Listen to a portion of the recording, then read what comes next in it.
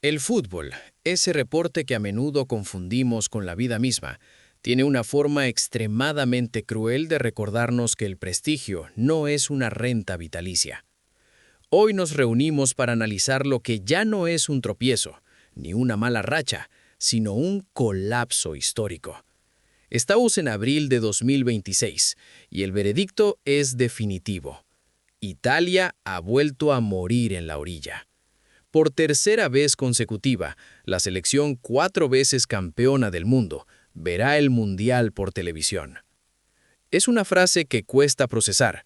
Una generación entera de adolescentes italianos llegará a la adultez sin haber visto a su selección nacional disputar un solo minuto en el torneo más importante de la Tierra. Piénsenlo un momento. Chicos que hoy tienen 15, 16 años, que llevan la camiseta azurra en el pecho, que siguen a la Serie A cada fin de semana con devoción religiosa, nunca han vivido una Italia en un mundial.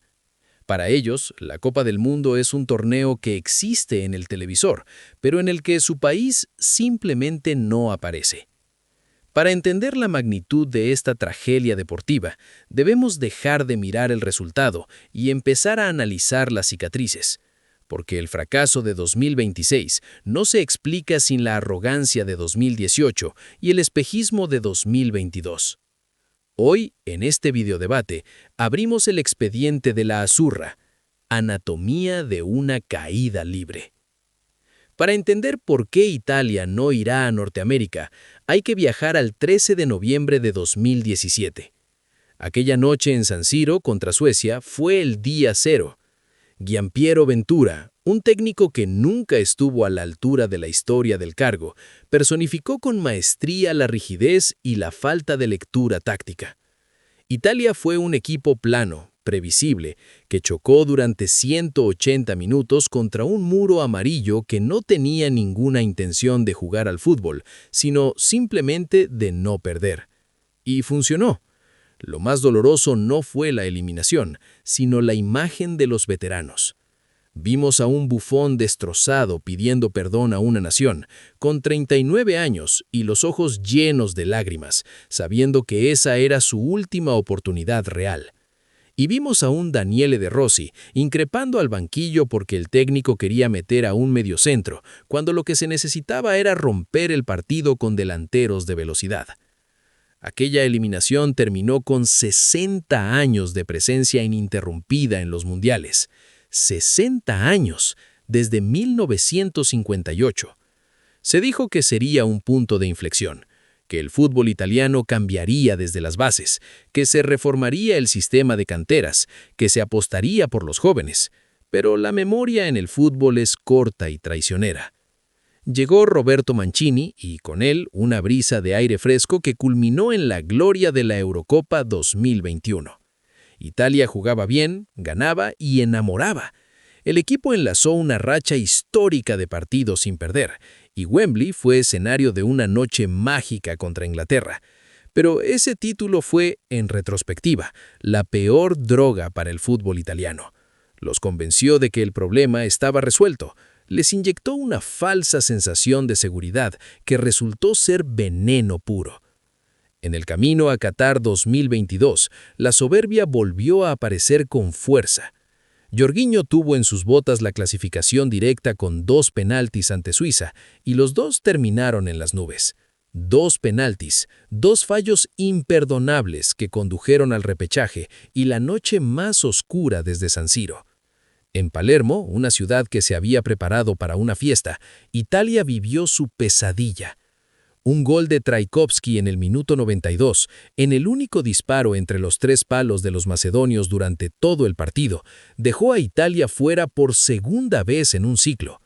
Ya no era un accidente, era un patrón. Italia había perdido el respeto de los rivales y, lo que es peor, había perdido su capacidad histórica de sufrir, de cerrar partidos, de gestionar la presión del marcador. Tras la inesperada salida de Mancini, Luciano Spalletti llegó con el aura de ser el arquitecto del Nápoles campeón, el técnico que había construido uno de los equipos más atractivos de Europa en los últimos años. pero se encontró con un vestuario psicológicamente devastado, un grupo de jugadores que llevaba demasiado tiempo cargando con el trauma colectivo de 2 eliminaciones consecutivas.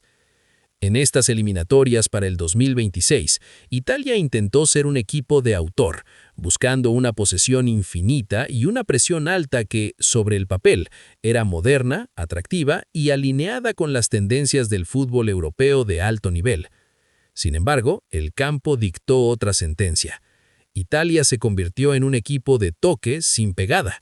Los empates con selecciones de media tabla en la UEFA, equipos que llegaban al encuentro dispuestos a resistir y esperar, condenaron al equipo a jugar siempre con la soga al cuello, dependiendo de un solo resultado hasta la última jornada.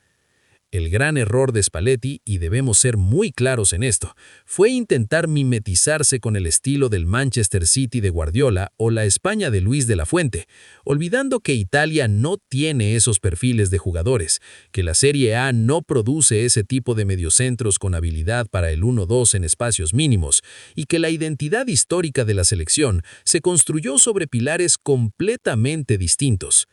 Se perdió el ADN del contragolpe letal.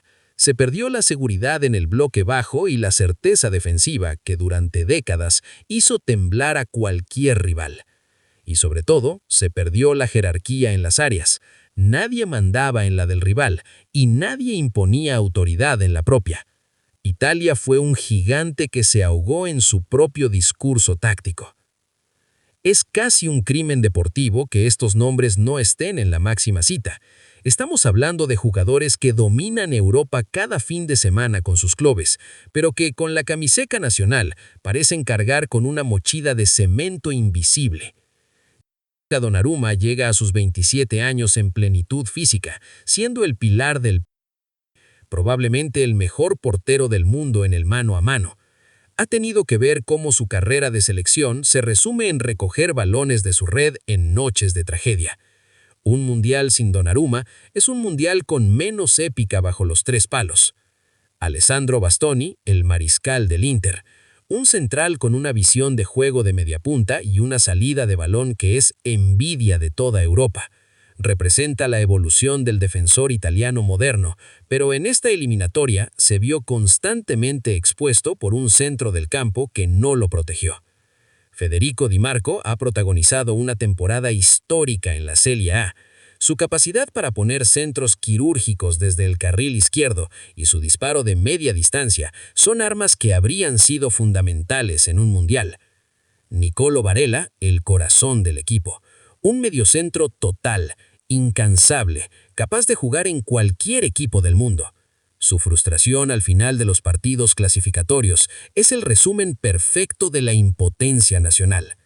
Sandro Tonali, tras su regreso a las canchas, demostró ser el cerebro que Italia necesitaba para la transición y el manejo de los tiempos. Su ausencia es, posiblemente, la que más pesa en la elaboración del juego. Y Federico Chiesa, el único jugador italiano capaz de inventar algo de la nada, el desequilibrio, la electricidad, el orgullo. Verlo llorar tras el último partido de la repesca es la imagen definitiva de una generación que sabe que ha desperdiciado sus mejores años sin poder jugar el torneo que soñaban desde niños. A ellos se suman nombres como Giorgio Scalvini, la gran promesa defensiva, Destiny Udogie, un portento físico en la Premier League, o Riccardo Calafiori, que irrumpió con una fuerza asombrosa. Talento puro, sin ninguna duda, pero el talento sin un sistema sólido que lo respalde y una identidad colectiva clara termina siendo irrelevante. Y aquí hay que añadir un factor que a menudo olvidamos en el análisis. El contexto europeo ha cambiado radicalmente. Hace 20 años, vestir la azurra generaba un miedo irracional en cualquier rival. Hoy eso ya no existe. Las selecciones del norte y este de Europa han profesionalizado sus estructuras de formación de una manera que avergüenza al modelo italiano.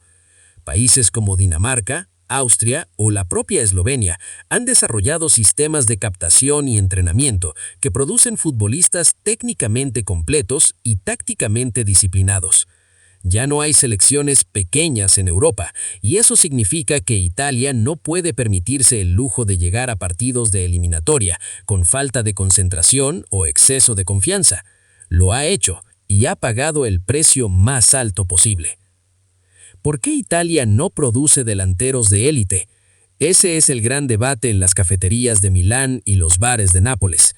El sistema de formación italiano se ha obsesionado tanto con crear centrales de buen pie y mediocentros tácticos que se ha olvidado del goleador nato, del delantero de área, del tipo que vive por y para el gol. La dependencia de jugadores nacionalizados o de atacantes que no son titulares en equipos de Champions es un síntoma de una enfermedad profunda que no se cura con parches. Y además hay un factor de fragilidad mental que no podemos ignorar. Italia ha pasado de ser el equipo que más miedo daba en los minutos finales, el famoso espíritu del 2006, al equipo que entra en pánico si no marca en el primer cuarto de hora. Y la pregunta final, la más difícil. ¿Ven a Italia volviendo a ser una potencia real de cara al Mundial de 2030? ¿O creen que el declive es demasiado profundo para revertirse en tan poco tiempo? Déjanos tu opinión detallada en los comentarios. Este canal vive de debates como el de hoy, y cada comentario que dejan ayuda al algoritmo a que más personas encuentren este contenido. No olviden suscribirse si quieren más análisis de este nivel. Nos vemos en el próximo video.